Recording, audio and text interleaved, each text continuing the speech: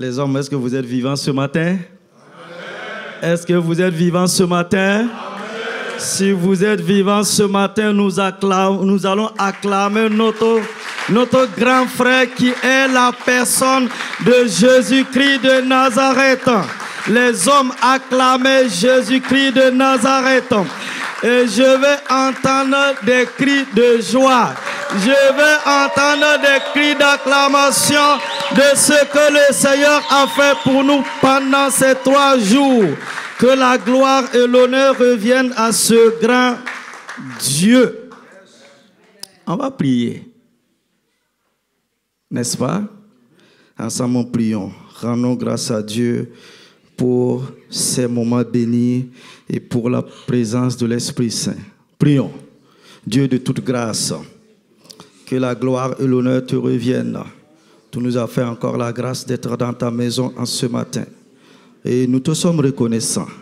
Depuis vendredi, samedi et aujourd'hui dimanche, tu continues de nous faire du bien. Tu continues de nous remplir de ta présence, de ta gloire. Que l'honneur te soit rendu en ce matin pour la vie de ton peuple.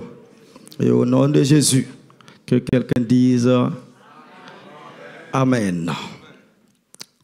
Je vais prier pour la parole.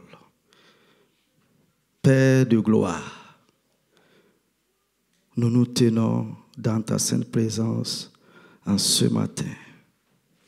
Toi qui nous as bénis depuis le jardin d'Éden, de toutes sortes de bénédictions célestes, ce matin, viens et à travers ta parole, nous bénir encore, nous faire du bien. Père, tu es vivant, tu es glorieux dans la vie de ton Église, dans la vie de nos familles. Béni sois-tu au nom de Jésus-Christ de Nazareth. Et que quelqu'un dise Amen. Amen. Gloire à Dieu. Veuillez vous asseoir s'il vous plaît. Et avant la prédication de la parole de Dieu, je voudrais dire merci à notre papa, le pasteur, et Adama Wedrogo, qui m'a fait l'honneur de venir vous partager la parole de Dieu. Que Dieu le bénisse pour le respect, pour la considération. Et sans oublier notre chère maman qui prie pour nous, et la femme de Dieu, pasteur Marlène, et vous tous, le peuple de Dieu, surtout le mouvement des hommes, voilà, le département des hommes. Je suis vraiment, vraiment très content. Je suis vraiment content de vous. J'ai vu le sérieux, j'ai vu la motivation, j'ai vu ce grand cœur que vous avez pour comprendre, pour saisir, pour servir Dieu, pour avancer, pour aller de l'avant et continuer dans cette lancée, car Dieu vous a déjà qualifié et vous allez faire de grandes choses pour l'avancement du royaume de Dieu.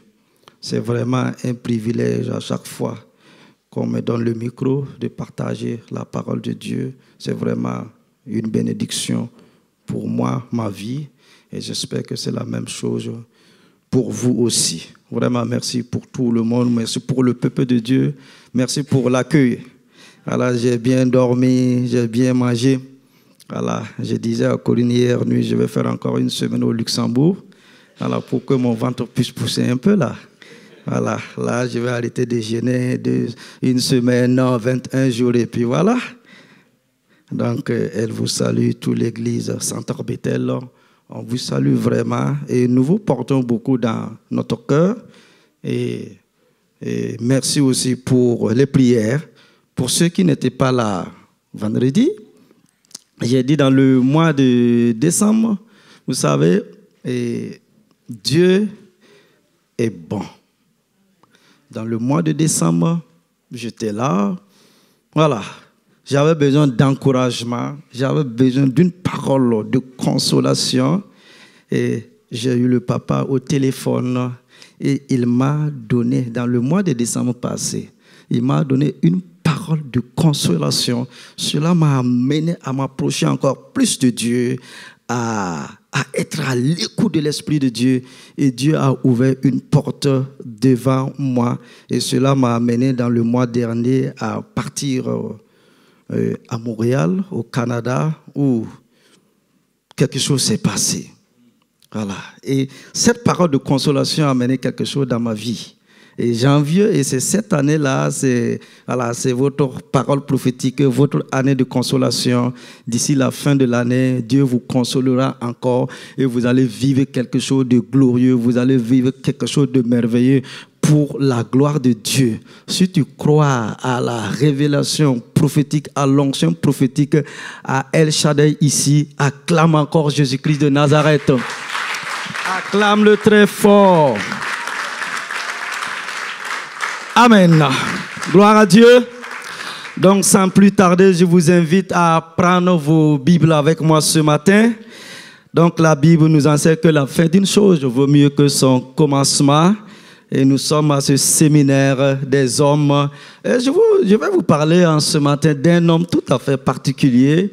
Et le titre de mon message, un homme béni malgré tout.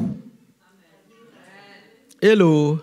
Un homme béni malgré tout. Et ce matin, je voudrais vous parler de l'histoire de Mephibosheth. Mephibosheth, vous devrez vous demander dans quel calendrier ses parents ont trouvé ce nom pareil. L'histoire de Mephibosheth, donc le nom signifie dissipant la honte, se déroule dans l'Ancien Testament au chapitre 9 du deuxième livre de Samuel, qui décrit le début du règne de roi David, où il inaugure son accession au trône. Le récit se déroule à une période de transition pour la monarchie entre le règne de Saül et le début du règne de David. C'est un moment charnière dans l'histoire des dynasties en Israël, puisque la royauté passe de la tribu de Benjamin, à laquelle appartient Saül, à la tribu de Juda, à laquelle appartient David. Mephibosheth est un personnage clé de la monarchie à cette époque. Il est petit-fils du roi Saül, fils de Jonathan et prétendant au trône. Hélas, les tristes circonstances de sa vie ne vont pas confirmer la prophétie qui réside dans son nom, dissipant la honte. Rien dans le déroulement de sa vie ne pouvait faire croire que la honte serait lavée. La vie de cet homme dont nous allons parler ce matin est faite d'ombre et de lumière comme la nôtre. Sa naissance aurait dû être lumière, un grand espoir dans la famille, mais ses débuts seront agités, voire chaotiques. Au travers du parcours chaotique de Mephibosheth, donc il sera question ce matin, je voudrais vous rappeler deux choses. Premièrement, même si vos débuts sont chaotiques et que l'injustice semble s'acharner, vous ne devez pas demeurer dans la honte. La naissance de Mephibosheth aurait dû être une bonne nouvelle à la cour, car il est prince, héritier et prétendant au trône dans la lignée de Saül. Son père Jonathan était prince en Israël. Mephibosheth a vécu les 5 premières années de sa vie dans un palais somptueux, entouré de tout le confort et de tous les domestiques possibles. Son père était un homme humble et fidèle qui craignait Dieu. Pourtant, une tragédie va atteindre subitement cette famille royale. À cause de la désobéissance et de l'endurcissement du cœur du grand-père Saül, Dieu va se détourner de cette famille. Et dans 1 Samuel chapitre 31, verset 6, la Bible dit ceci: ainsi périrent en même temps dans cette journée Saül et ses 3 fils, celui qui portait ses armes et tous ses gens. Ceux d'Israël qui étaient de ce côté de la vallée et de ce côté du Jourdain, ayant vu que les hommes d'Israël s'enfuyaient et que Saül et ses fils étaient morts, abandonnèrent leur ville pour prendre aussi la fuite. Et les Philistins allaient s'y établir. Face à cette nouvelle de 1 Samuel chapitre 31 verset 6, la nourrice de Mephibosheth saisit l'enfant qui était âgé de 5 ans et s'enfuit avec lui. En courant pour tenter de le protéger des Philistins, et dans sa précipitation, le petit garçon tomba, se blessa gravement aux 2 pieds et resta boiteux toute sa vie. 2 Samuel 4:4. En quelques heures, le destin de cet enfant fut complètement bouleversé. Son chemin semblait parsemé de roses et soudain, tout s'effondrait comme si un glissement de terrain avait tout balayé. Lui qui autrefois vivait à la cour du roi, entouré de toute sa famille et de luxe, se retrouva brutalement seul, déshérité, misérable et handicapé aux 2 pieds. Dans la fuite, il fut recueilli par Makir, qui était un homme dévoué à Saül, qui voulait soustraire cet enfant à la vengeance du roi David. La Bible nous enseigne, pendant de longues années, Mephibosheth vécut là, à Lodébar, ce qui signifie lieu sans pâture, sur un endroit là où il n'y a pas de joie et de consolation. C'est dans un endroit désertique, retiré du monde, comme un coupable et dans la crainte. Pour revenir à son grand-père, Saül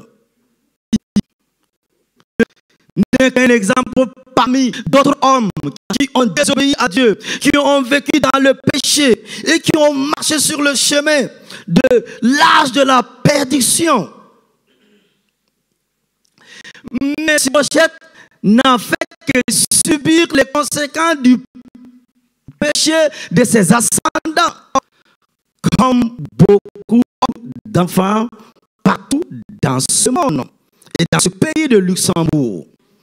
La mort de Jonathan prit Mephibosheth de son père, et la dernière image qu'il conserva de lui sera celle de ses 5 ans.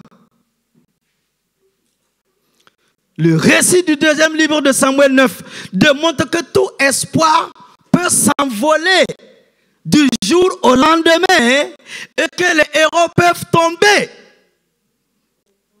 2 Samuel 1, 23. David, dans son cantique funèbre, désigne Saül et Jonathan comme des héros. Ils tomberont pourtant sur les montagnes de Gibeah, alors qu'ils étaient sur le champ de bataille contre les Amalécites. Mephibosheth, qui va échapper à cette attaque, restera un prince diminué, dépouillé par le jugement de Dieu et couvert par la honte. Il y a de nombreuses raisons d'avoir honte. Et c'est un sentiment que nous expérimentons tous un jour. La honte est un sentiment puissant qui nous conduit à nous éloigner de ceux que nous aimons, à nous cacher du Seigneur. Elle s'accompagne souvent de culpabilité et de peur. Ce sont ces mêmes sentiments qui ont conduit Adam et Ève à se cacher de Dieu après qu'ils aient péché. Bien-aimés frères et sœurs, si vous ressentez de la honte aujourd'hui et que vous avez du mal à vous approcher de Dieu, j'aimerais vous encourager. Ne vous détournez pas de lui. Bien au contraire, approchez-vous de lui simplement et avec humilité. Laissez-le vous sonder. Ne vous cachez pas, ne vous cachez plus. Dieu vous voit, peu importe ce qui vous arrive ou que vous vivez, il ne vous rejettera pas. Et voici ce que l'apôtre Paul nous dit dans Romains chapitre 8, versets 38 et 39. En effet, j'ai l'assurance que ni la mort, ni la vie, ni les gens, ni les dominations, ni le présent, ni l'avenir, ni les puissances, ni la hauteur, ni la profondeur, ni aucune autre créature ne pourra nous séparer de l'amour de Dieu manifesté en Jésus-Christ notre Seigneur. Aucune circonstance n'a le pouvoir de vous séparer de l'amour de Dieu. En réalité, la seule personne qui peut vous éloigner de Dieu, c'est lorsque vous choisissez. Rapprochez-vous de lui dans la prière. Confessez-lui vos douleurs et sortez de la honte.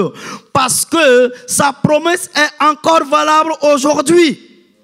Il peut vous guérir de la honte. La honte se réfère au passé. Et il ne faut pas laisser le passé troubler le présent. C'est pourquoi l'apôtre Paul nous dit, il nous apprend ce principe important, c'est d'oublier ce qui est en arrière pour avancer. Oublie le passé. Oublie tout ce qui t'avait bloqué. Oublie la honte qui était venue dans ta famille, dans ta maison. Et apprends maintenant à avancer avec Dieu dans la gloire. Et souviens-toi que Dieu t'a fait une promesse. Et il est fidèle pour accomplir sa promesse dans ta vie. Parfois, le passé nous empêche. Parfois, le passé nous bloque de ne pas pouvoir marcher, de ne pas pouvoir lever les yeux vers notre Père, vers le Dieu créateur, vers le Dieu vivant. Parfois, la honte fait que nous ne voulons pas nous engager, nous ne voulons pas servir le Seigneur. Et nous devrons oublier ce qui est passé. Ce qui est passé est passé.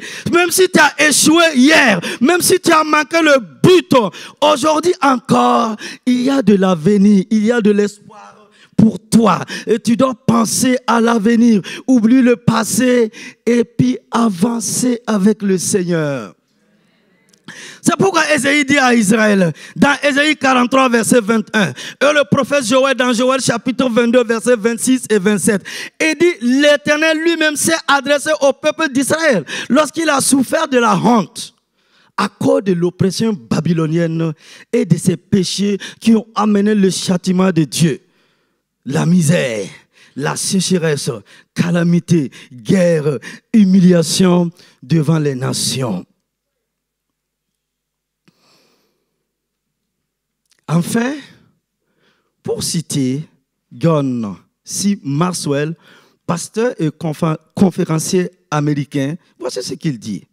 Lorsque les gagnants échouent, ils considèrent leur échec comme un moment passager et non comme un fléau qui les poursuivront toute leur vie. Hello. Lorsque les gagnants échouent, ils considèrent leur échec comme un moment passager et non comme un fléau qui les poursuivra toute leur vie.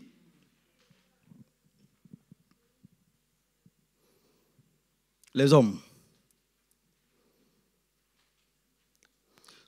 tous ceux qui ont impacté, tous ceux qui ont impacté ce monde, tous ceux et toutes celles qui ont impacté leur génération, ce sont des hommes qui ont rencontré l'humiliation, ils ont rencontré la honte, ils ont rencontré l'échec. C'est des hommes qui ont échoué plus de 50 fois, plus de 100 fois, plus de 200 fois. Mais cela a été des escaliers. Cela a été l'expérience. Cela a été quelque chose pour eux, pour se lever, refuser la honte, refuser l'échec, refuser l'humiliation et dire: tant que je vivrai, la honte c'est l'opportunité. L'échec c'est l'opportunité pour moi pour aller de l'avant, pour aller dans la victoire. Et en France, on va vous parler d'un certain général de Gaulle. Mais c'est un homme qui a échoué. Pendant 10 ans, il a été classé dans l'oubli. Personne ne se souvenait plus de lui. Mais il a fallu qu'il ait des événements. Il a fallu qu'il ait une situation. Et on est allé chercher cet homme. Et il a marqué l'histoire de la France et de l'Afrique. Et aujourd'hui encore, on parle du général de Gaulle. Mais les gens ont oublié, c'est quelqu'un qui a échoué. Un certain Mitterrand. Mais c'est des hommes qui ont échoué, qui se sont retirés dans leur village, sinon en province à soir. Mais ils croyaient à leur destinée. Mais ils croyaient à quelque chose. Mais ils croyaient qu'ils pouvaient arriver, qu'il y avait quelque chose en eux, qu'ils pouvaient impacter leur génération, leur temps. Et quand l'heure est venue, ils n'ont pas baissé les bras. Ils se sont levés pour aller de l'avant. Et ils ont régné dans cette vie. Pourquoi les chrétiens, quand ils échouent, ils disent non, c'est une malédiction. Dieu m'a abandonné. Je vais m'asseoir. C'en est fini. Moi, j'aime les échecs. Parce que ça me permet de me corriger, de changer les choses, de voir loin de ce que Dieu peut faire dans ma vie. Que ce soit dans la Bible, que ce soit dans l'histoire de l'humanité. Les Einstein et les Napoléon, c'est des gens à l'école, ils ont échoué lamentablement. Mais pourquoi aujourd'hui encore? Parce que le monde aime vous présenter la partie où c'est beau, où c'est rose. Mais quand la personne passait par les larmes, par les difficultés, par les combats, on ne vous dirait jamais ça. C'est ça. Tu peux impacter. Si tu le veux, tu le peux. Ces personnes aussi sont nées de femmes, non? C'est une femme un jour qui les a portées dans leur ventre pendant 9 bons mois. Toi aussi, tu es né de femme, donc c'est possible. Quelqu'un peut dire avec moi ce matin, c'est encore possible. C'est encore possible. Parce que nous avons la personne divine de Jésus-Christ de Nazareth. Je ne sais pas quel événement vous a plongé dans la honte.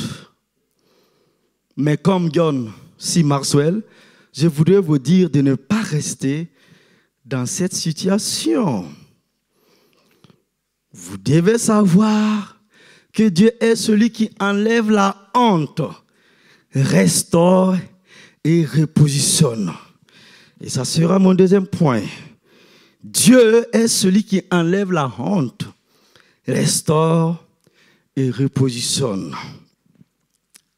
Reprenons l'histoire de Mephibosheth. David se souvient de l'alliance conclue avec Jonathan.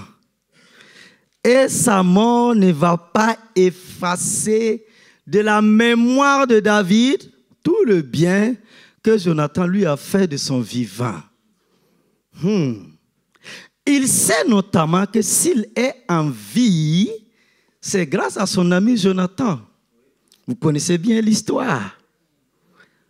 Après avoir affermi son pouvoir, David va alors envoyer un messager pour inviter Mephibosheth, le fils de Jonathan, à la cour royale. La raison de la convocation est expliquée dans 2 Samuel chapitre 9. À partir du verset 3. Là, nous entendons David parler. Il dit, y a-t-il plus personne de la maison de Saül pour que juge envers lui de la bonté de Dieu? Et Siba répondit au roi, il y a encore un fils de Jonathan, perclus de pieds. Tu rencontreras toujours des Siba sur ton chemin qui va essayer de trouver les erreurs, tes péchés, la honte, des choses comme ça. David t'a pas demandé tout ça là. Regardez le cœur. Il dit, son ennemi numéro 1, celui qui voulait pendre David. Car vous savez tous, le jour où le prophète Samuel a versé l'onction, a versé l'huile d'onction, l'onction royale sur la vie de David, depuis ce jour, plus d'une dizaine, voire une quinzaine d'années, il a été poursuivi, pourchassé par Saül. Saül voulait à tout prix couper la tête de David. Saül est parti.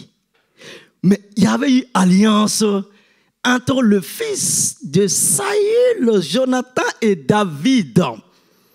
Et David demande, est-ce qu'il n'y a pas encore, quelqu'un dans la maison de Saül pour que je puisse lui faire du bien? Rentrons en nous-mêmes ce matin.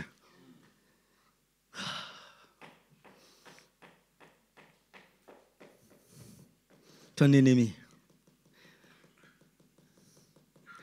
Jésus nous dit quoi? D'aimer et de pardonner.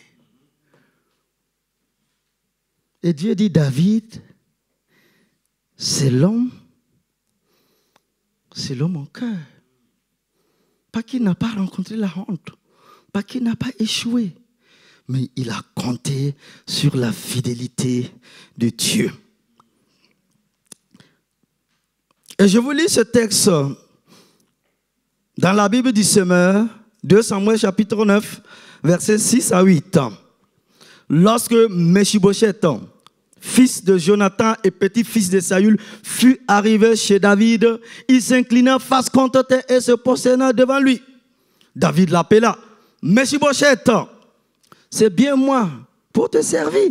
Et David lui dit, n'aie aucune crainte, car je t'assure que je vais te traiter avec faveur par amitié pour ton père Jonathan.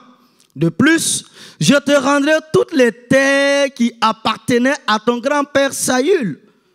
Quant à toi, tu prendras tous tes repas à ma table. Mephibosheth se prosternait de nouveau et dit, qu'est donc ton serviteur pour que tu t'intéresses à lui?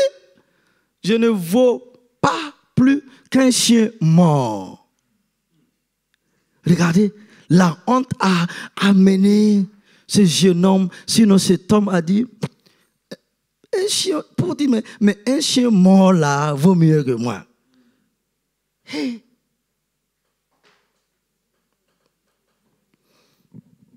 La bonne nouvelle sera annoncée à Mephibosheth dès son arrivée chez David. Dans 2 Samuel 9, 5. La peur et l'angoisse qui rongeaient son cœur avant l'audience vont se transformer en joie. David lui dit, ne crains point, car je veux te faire du bien à cause de Jonathan, ton père. Je te rendrai toutes les terres de Saül ton père, et tu mangeras toujours à ma table. Cela veut dire quoi? Le roi va apaiser ses craintes. Il va le relever, le restaurer et l'inviter à sa table. L'histoire de Mephibosheth nous démontre que pour tous ceux qui se sentent perdus, tous ceux qui vivent dans le désert de la solitude, du rejet, de la honte, pour tous ceux qui ont subi les conséquences des mauvaises attitudes de leurs parents ou de leurs grands-parents ou d'un entourage difficile, il y a une bonne nouvelle pour toi ce matin. Il y a une bonne nouvelle pour toi. Comme Mephibosheth, nous ne sommes pas des mendiants à la table d'un roi, mais des fils de roi à la table du grand roi. Nous devrons accepter la main qui se tend vers nous comme le fit Mephibosheth. Il laissa derrière lui la douleur et les blessures qu'on lui avait fait subir. Et voici ce que le prophète Ésaïe nous dit. Au chapitre 43 de son livre, verset 19. Voici, je vais faire une chose nouvelle sur le point d'arriver. Ne la connaîtrez-vous pas? Je mettrai un chemin dans le désert et des fleuves dans la solitude. Dieu te pose la question. Et il te dit, là où tu ne t'attendais pas là où tu ne croyais pas là où les hommes ont dit, c'est impossible. Mais ma Bible me dit c'est possible. Parce que nous avons un grand Dieu, le Dieu de la Bible, le Dieu créateur, le Père de notre Seigneur Jésus-Christ de Nazareth. Et il est le Dieu de toutes les impossibilités. Et la bonne nouvelle pour toi ce matin, Église, et la bonne pour vous ce matin, excellent homme, et la bonne nouvelle pour nous en ce matin, nous étions tous à Lo-Débar, dans un lieu désert, dans un lieu là où il y avait la honte, dans un lieu d'échec. Et de Lo-Débar, Dieu veut nous conduire à Jérusalem, là où il y a le palais royal, là où nous allons vivre dans la joie, là où nous allons vivre dans la consolation, là où nous allons vivre le miracle de la grâce infinie de Dieu, là où Dieu dit des nouvelles choses vont arriver dans ta vie et l'impossible devient possible. Et là où tu t'attendais pas, je me tiens devant toi pour essuyer tes larmes, pour exaucer à ta prière, pour ouvrir une porte devant toi. Si hier les hommes avaient fermé les portes devant toi, ce matin, Jésus se présente devant toi et lui-même il commence à ouvrir les portes et lui-même il commence à te toucher. Si les hommes avaient dit que tu es assis, tu es couché, lui-même il vient te relever, lui-même il vient te prendre par la main, lui-même il vient te toucher et il te dit ton histoire n'est pas encore finie, ton histoire n'est pas encore terminée. J'ai préparé quelque chose de glorieux pour toi. J'ai préparé quelque chose de merveilleux pour toi. Même si tu as commencé difficilement, même si dans ta famille, dans la vie de tes grands-parents, dans la vie de ton père, il y a eu des choses, même s'il y avait des malédictions, des choses qui avaient été dites, prononcées, des alliances qui avaient été tissées, à partir du moment où tu as crié à la personne de Jésus-Christ, où tu as donné ta vie à Jésus, où tu es venu à l'église, tu as appris à marcher avec lui, à le prier, à le servir. Dieu dit, ta destinée, elle est glorieuse. Ta destinée est merveilleuse. Et j'écris l'histoire de ta vie. Et dans ce désert-là, il n'y a que moi seul qui peut tracer ce chemin-là pour toi. Tu es destiné à la victoire. Tu es destiné à la consolation. Tu es destiné à la bénédiction. Tu es destiné à la guérison. Tu es destiné à la délivrance. Dieu est Dieu.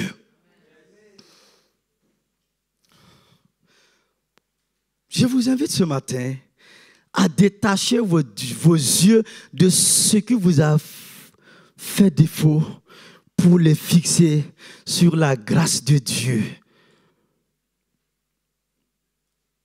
qu'il vous offre gratuitement à travers le sacrifice de Jésus-Christ. Ce matin, toi, homme qui m'écoute, Jésus est votre Jonathan. Jésus est ton Jonathan.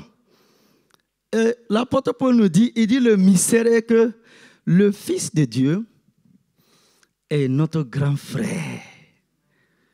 Si Jésus est ton grand frère, pourquoi se lamenter encore? Lui, le grand vainqueur. La seule qualification qui est nécessaire devant lui, c'est votre foi par Jésus-Christ. Vous êtes le bienvenu à la table du grand roi. Dieu est celui qui vous repositionne. Il va te repositionner ce matin. Malgré le long chemin parcouru par Mephibosheth, loin de Dieu, Dieu va lui donner un jour la possibilité de choisir une autre voie que celle tracée par son grand-père Saül. Malgré ses craintes, le sentiment d'être indigne, il a choisi de sortir des chantiers battus et d'accepter la main tendue par David pour suivre une voie royale et abandonner derrière lui tout son lourd passé, de misère, de honte, de larmes, de pleurs. C'est aussi ce que Dieu veut faire pour vous aujourd'hui. Sa volonté pour vous ne dépend pas de votre condition actuelle.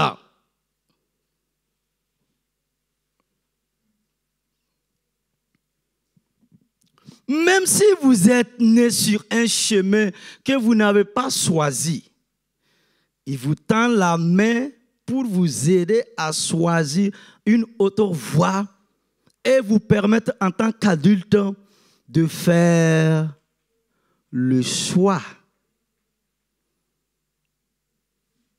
Ne regarde pas ta vie actuelle.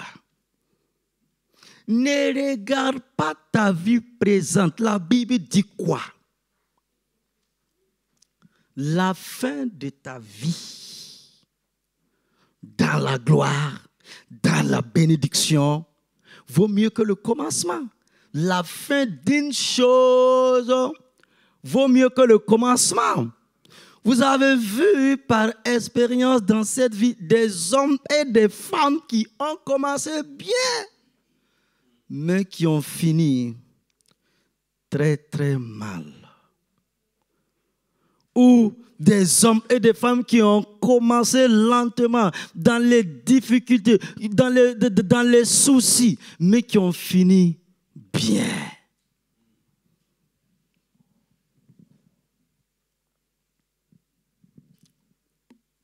Il est venu nous sauver alors que nous vivons loin de lui, dans les ténèbres et la désolation. Il nous a relevés de la boue du péché et de notre condition d'esclave. Il nous a restaurés et rendu notre condition d'homme à l'image de Dieu en nous lavant, nous justifiant et en faisant de nous ses enfants adoptifs. C'est ce que l'apôtre Paul nous dit dans Romains 8, verset 17. Si nous sommes enfants, nous sommes aussi héritiers. Héritiers de Dieu et co-héritiers de Christ. lorsque Dieu nous repositionne, les sentiments et les attitudes que nous devons conserver sont ceux. Donc, Mephibosheth a fait preuve devant David. Premièrement, l'humilité. Car nous savons que sans Dieu, nous ne sommes rien. Dans 1 Corinthiens chapitre 4, verset 7. Car qui est-ce qui te distingue? Qu'as-tu que tu n'aies reçu? Et si tu l'as reçu, pourquoi te glorifies-tu? Comme si tu ne l'avais pas reçu. L'humilité. Deuxièmement, la reconnaissance. Car Dieu nous a donné au-delà de ce que nous pouvons espérer. Hébreux chapitre 12, verset 28. C'est pourquoi, recevant un royaume inébranlable, montrons notre reconnaissance en rendant à Dieu un culte qui lui soit agréable, avec pitié et avec crainte. Donc Dieu nous appelle à la reconnaissance. Nous devrons être reconnaissants de ce que Dieu a fait dans notre vie. Et du berger. Et de l'homme de Dieu que Dieu nous a donné. Être reconnaissant en toutes choses. La loi d'honneur et la loi de la reconnaissance. C'est ce que Dieu reprochait à Israël. C'est ce que Dieu reprochait à son peuple. Nous devons être que tout ce que nous pouvons avoir, tout ce que nous pouvons recevoir, tout ce que nous pouvons faire vient de lui et de lui seul. Et nous devrons servir Dieu avec crainte, avec zèle, avec empressement. Troisièmement, un cœur de serviteur. Sinon,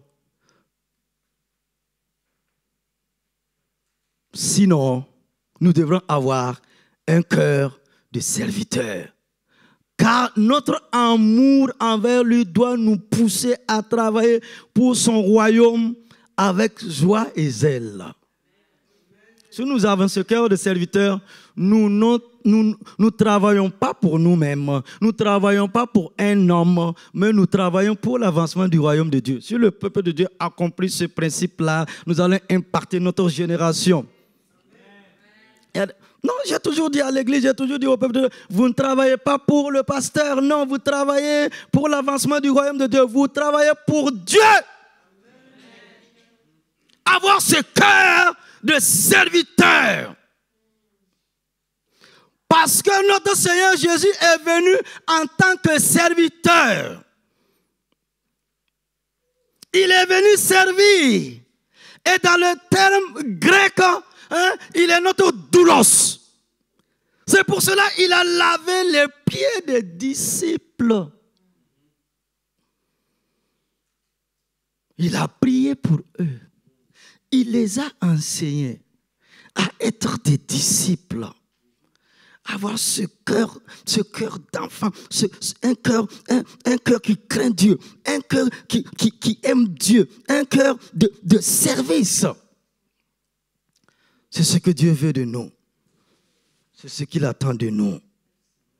Et l'apôtre Paul dit dans Colossiens 3, 24, sachant que vous recevrez du Seigneur l'héritage pour récompense. Servez qui? Servez Christ, le Seigneur. Donc nous servons tous Christ. Et nous devrons donner notre cœur. Et nous devrons donner notre vie. Et nous devrons donner notre force, notre énergie. Faire les choses de Dieu sans réserve.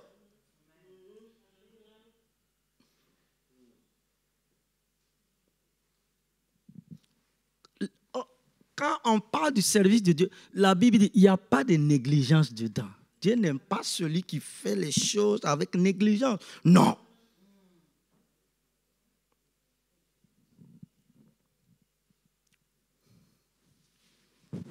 Pour conclure, ce matin, bien-aimés, frères et sœurs, Dieu veut te relever, te restaurer, te consoler et te repositionner.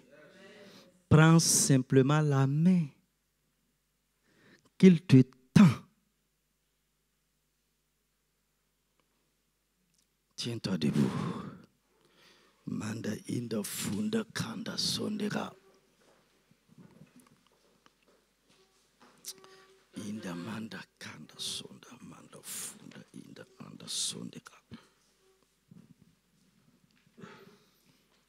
Gloire à Dieu. Avec une foi profonde, nous allons proclamer ensemble.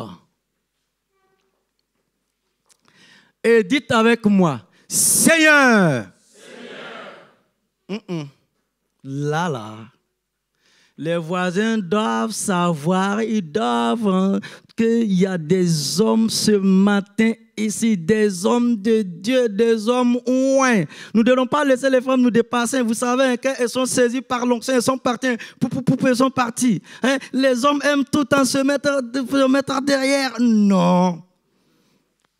Le papa a dit hier soir, la tête. Tu vas confesser avec force. Tu vas confesser avec vie. Et sur la base de ta confession, nous allons élever la voix et prier et parler à Dieu en ce matin. Dis avec moi, Seigneur, comme Mephibosheth, malgré mes craintes et mon sentiment d'indignité, je choisis de sortir des chemins battus, des sentiers battus plutôt. Et d'accepter la main que tu me tends ce matin. Je laisse derrière moi mon passé de misère. Donne-moi de suivre la voie réelle que tu me montres. Conduis-moi sur cette voie d'éternité. Au nom de Jésus. Amen. Amen. Amen. Je vais entendre un homme prier ce matin. Sur la base de ce que tu as confessé, nous allons prier. Demande à Dieu de t'aider. Aujourd'hui, tu choisis d'emprunter la voie royale. Il y a une voie qui est tracée pour toi. Et Dieu t'invite à la table du roi des rois. Et tu vas parler en ce matin à Dieu. Tu vas sur la base de ta confession. Élève ta voix et prie maintenant. Prions. Élève ta voix et prie maintenant. Et dis à Dieu, j'ai choisi de sortir des sentiers bâtis. J'ai choisi de sortir de mon passé ancien, de mon passé de misère, de mon passé de larmes et de difficultés. Parle à Dieu en ce matin. Toi, femme, toi, homme, prie et parle à Dieu en ce matin que tu as choisi d'emprunter la voie de la consolation. D'emprunter la voie de la consolation. D'emprunter la voie de la consolation. Parle à Dieu en ce matin. Parle à Dieu en ce matin. À ce qui d'adoration et de louange. Dieu veut consoler quelqu'un. Dieu veut consoler quelqu'un. Parlez, priez. La gloire de sa présence est là en ce matin. Kandamanda sonera. Indamanda kanda sonera. Mana funda mana sonera. Je vais entendre les hommes prier ce matin. Sur la base de ce que tu as confessé. Demande à Dieu de te faire la grâce. Demande à Dieu de te faire la grâce. Demande à Dieu de te faire la grâce. Dis à Dieu ce matin, j'ai pris la résolution de suivre, d'emprunter le chemin de la consolation. Le chemin de la grâce infinie de Dieu. Le chemin de la bénédiction. Le chemin de l'accomplissement de la promesse de Dieu pour ta vie. Parle à Dieu en ce matin. Oublie ce passé. Oublie ce passé de misère. Oublie ce passé de pauvreté. Oublie ce passé passé d'échec. Et Jésus te tend la main. Et Jésus te tend la main ce matin. Jésus te tend la main ce matin. Manda kana sonera. Inda funa ona sonera. Jésus te tend la main ce matin. Prends la main de Jésus en ce matin. Et laisse Jésus conduire ta vie. Laisse Jésus conduire ta vie. Manda kana sonera. Inda funa ona sonera. Ce matin, Dieu veut enlever ce qui faisait la honte. Ce qui faisait ta honte dans ta famille, dans ta vie, dans ta maison. Dieu veut enlever cette couverture qui faisait la honte, qui t'a amené à te cacher. En ce matin, oh Dieu de gloire, fais la grâce. Kandamanda prier. Indamanda funa onda sonera. Ina anda zunda. Kana ina anda sonera. Pendant que vous êtes en train de prier, j'ai vu quatre hommes courbés dans un champ. Et Dieu vient vous redresser en ce matin. Inda funda, andamanda sonera. Et ces 4 hommes marchaient pieds nus. Et on est venu vous donner des chaussures. Manda funda, on sonera. Inda andamanda, parle à Dieu. Sa présence est là ce matin. Manda funda, on sonera. Inda andamanda. Et pendant que vous priez, les gens de Dieu sont descendus en ce matin dans cette salle. Et Dieu est en train de redonner la vie. Mandakana on sonnera. D'ici la fin de l'année, l'ennemi a voulu faire rentrer 2 cercueils dans cette église, dans la maison de Dieu. Et les gens de Dieu ont fait ressortir ces cercueils. 2 personnes allaient tomber de crise cardiaque. Dieu est celui qui console ce matin. Dieu est celui qui redonne la vie en ce matin. Toi qui as ce mal de cœur, Jésus te touche ce matin. Inda funda, mana inda funda on sonera, mana inda kanazune on mandera. Et je vois les gens descendre avec 2 bébés ce matin dans cette salle. Mana kanazune on sonera. Parle à Dieu ce matin. Inda manazune on sonera, kanazune ina kanera. Et ces 2 femmes commencent à rendre grâce à Dieu. Parce qu'il opère le miracle. Jésus est le spécialiste des cas impossibles. Le Dieu de la Bible est le Dieu de toutes les impossibilités. Il est le Dieu qui te répond au-delà de tes attentes. Manda kana on sonnera. Si quelqu'un a mal à quelque part en ce matin, mets ta main là où tu as mal maintenant. Je réprime la maladie ce matin. Manda funa on sonnera. Ta maladie, lâche ton emprise dans la vie du peuple de Dieu maintenant. Kandamanda, Inda Funa on sonnera. Indamanda, tu es un homme, tu avais cette faiblesse sexuelle. Et ce matin, Jésus te touche maintenant. Jésus te renouvelle maintenant. C'était une honte pour toi et tu ne voulais pas parler. Et en ce matin, je vois les gens de Dieu t'opérer. Je vois le miracle dans ta vie maintenant. Handa Kandera, Sona Funona Sonera. Ah Saint-Esprit, j'aime ta présence parce que tu as décidé de nous faire du bien, Seigneur Dieu. Pendant ces 3 jours, Mandakandera, Sonamandera, priez in the funeral, Kanazuno de Sonera. Nous te sommes reconnaissants. Mandakanazuno de Sonera. Oh Dieu de gloire, tu es venu ce matin. Mandakanazuno inazune Kandera. J'ai vu plusieurs personnes courir venir vers le pasteur pour rendre témoignage. Inda Kandera, Manda Funone Sonera. Inda Kandera, l'esprit me révèle 5 personnes où il y avait la malédiction dans votre famille, où on avait dit des paroles de malédiction, où on avait fait des sacrifices de malédiction, et tu as tâtonné pendant des années, et tu as lutté pendant des années.